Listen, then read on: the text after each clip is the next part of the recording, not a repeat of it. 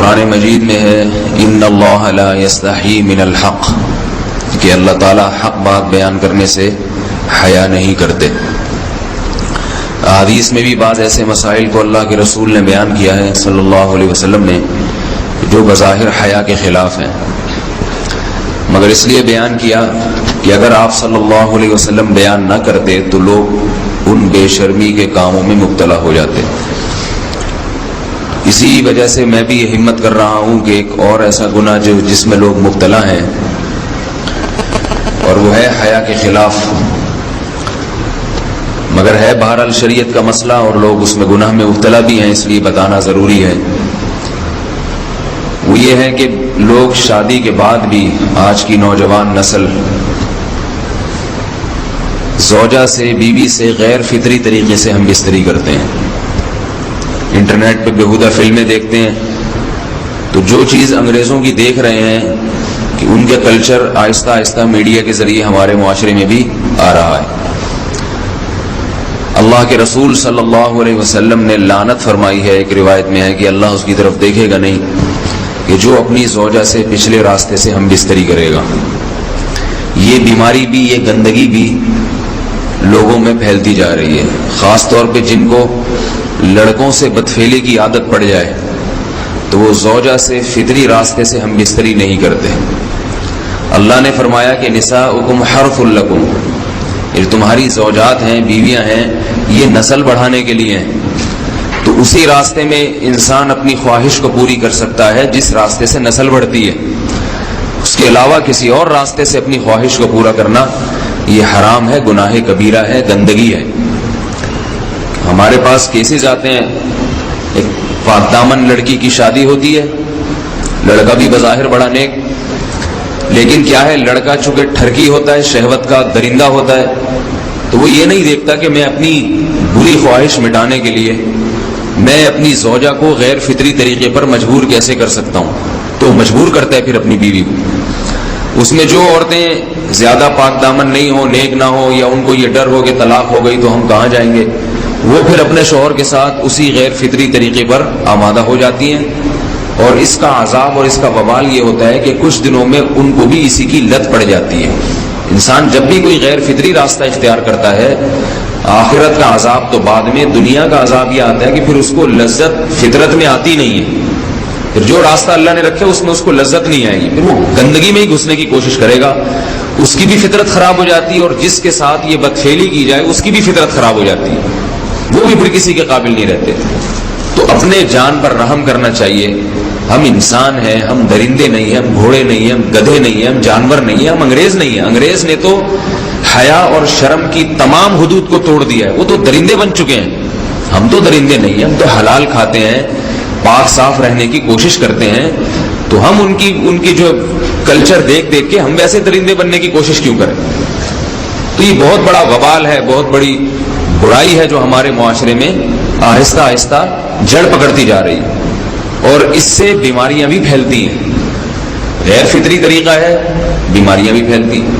ایسے کیسز آتے ہیں کہ جناب وہ مرد مجبور کر رہا ہے بیوی کو، اور وہ بیوی جو ہے ساتھ نہیں دیتی تو پھر اس کو طلاق کی دھمکیاں دیتے ہیں، ایسے کیسز بھی آتے ہیں۔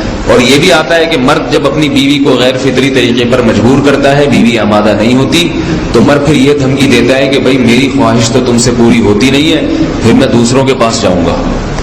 تو یاد رکھیں، جس عورت کا شوہر یہ دھمکی دے اس کو کہ میں زنا کروں گا اگر تم نے میری خواہش پوری نہیں کی غیر فطری طریقے سے، تو عورت اپنے شوہر سے کہہ دے کہ جاؤ تم کہیں اور جا کے منہ کالا کرو، تمہاری فطرت میں گندگی ہے تو یہ مجھے گندا بنانے کی کوشش نہ کرو، اس کو زنا کرنے دیں، وہ اللہ آخرت میں اس سے بھگتے گا۔ ہر بیماری کا اللہ نے علاج رکھا ہے۔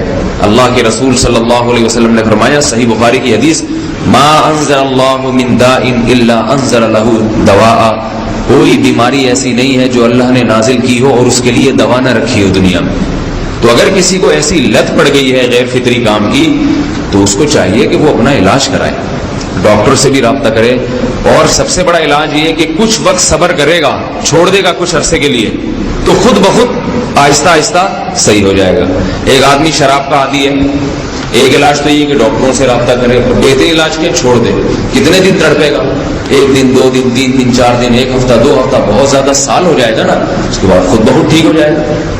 سگریٹ کا عادی ہے، چھوڑ دے گا تو کتنے لوگ ہم نے دیکھے ہیں دن میں 20 سگریٹ پیتے تھے، چھوڑنے پر آئے تو بالکل ایک دم چھوڑ دی انہوں نے، آہستہ آہستہ کر کے چھوڑ دی، لیکن تکلیف ہوئی مگر عادی ہو گئے۔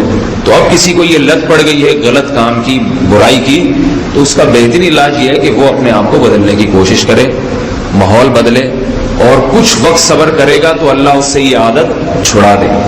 نہیں کی، صبر نہیں کیا اس نے، پھر اسی گندگی میں موت واقع ہوگی، پھر آخرت کا عذاب بہت سخت، نسلیں برباد ہو جاتی ہیں اس عمل سے انسان کی۔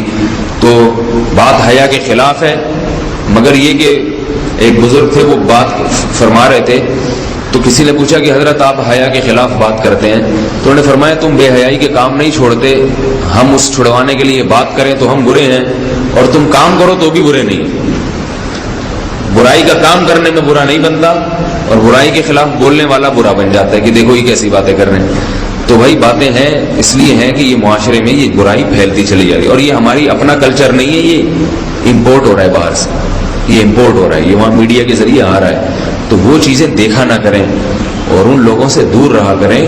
ہمیں تو دین کا داعی ہو کے ان کو ہدایت پر لانا تھا، بجائے ہم ہدایت پہ چل کے دوسروں کو چلانے والے بن کے ان کے راستے پہ ہم نے چلنا شروع کر دیا۔ اللہ تعالیٰ ہمیں اب دیکھیں ان کے ہاں ایڈز کا مرض پھیل گیا ہے۔ آپ بتائیے یہ ایڈز کا مرض ہمارا ہے کیا؟ یہ بیماری ہماری ہے یا ان کی ہے؟ ہمارے ہاں بیماریاں ہیں، کھانسی ہے، نزلہ ہے، ٹھیک ہے نا، بلڈ پریشر ہے، شوگر ہے، یہ بیماریاں ہماری ہیں۔ کوئی اللہ کا شکر ہے گندی بیماری ہمارے ہاں نہیں ہے، جتنی گندگیاں ہیں وہاں سے آ رہی ہیں۔ ایڈز کا مرض وہاں سے امپورٹ ہوا ہے، وہ ایڈز کا مرض اسی بدفعلی کی وجہ سے پیدا ہوتا ہے، اسی سے جراثیم پیدا ہوتے ہیں، اور اتنا خطرناک مرض کے ایسے متعدی ایسے پھیلتا ہی۔ افغانستان میں ایڈز کا ریشو 0 تھا، 0۔ وہ جانتے نہیں تھے کہ ایڈز کا مرض ہوتا کیا ہے۔ جب سے امریکن آرمی، برطانیہ آرمی افغانستان میں آئی ہے، فوجی آئے ہیں، افغانوں میں ایڈز کا مرض پھیل گیا ہے، انہوں نے وہاں بدفعلیاں شروع کر دی ہیں۔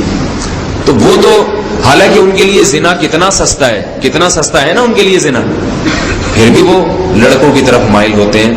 تو اتنی گندگی، ایسا گندا جب انسان بن جائے پھر اللہ اس کے وجود کو برقرار نہیں رکھتے، اور رکھتے ہیں تو پھر آخرت میں سزا دینے کے لیے اپنے آپ کو ان گندگیوں سے بچانا چاہیے، حلال پہ اکتفا کرنا چاہیے۔